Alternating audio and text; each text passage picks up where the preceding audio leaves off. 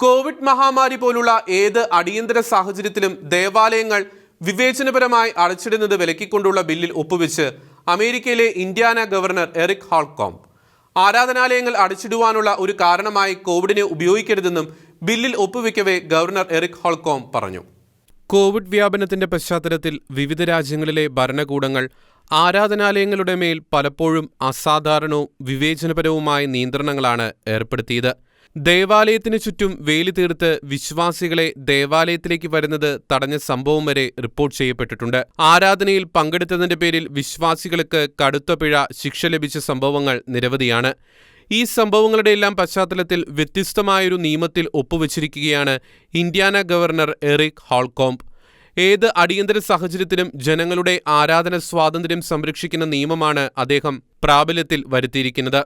മഹാമാരി പോലുള്ള അടിയന്തര ഘട്ടങ്ങളിൽ അവശ്യ സർവീസുകൾക്ക് കൊടുക്കുന്ന അതേ പരിഗണന തന്നെ ആരാധനാലയങ്ങൾക്കും പ്രദാനം ചെയ്യുന്ന SB 263 എന്ന വിപ്ലവകരമായ ബില്ലിലാണ് അദ്ദേഹം ഒപ്പുവച്ചിരിക്കുന്നത്.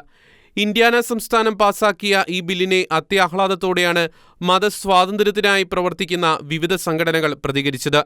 ആത്മരക്ഷയ്ക്കായി യത്നിക്കുന്ന ആരാധനാലയങ്ങളുടെ പ്രവർത്തനം സമൂഹത്തിന് അത്യന്താപേക്ഷിതമാണെന്നാണ് അലയൻസ് ഡിഫെൻഡിംഗ് ഫ്രീഡം സംഘടനയുടെ ലീഗൽ കൗൺസിൽ ഗ്രെഗ് ചൗഫൻ പ്രതികരിച്ചത്. International desk, Shekinah news.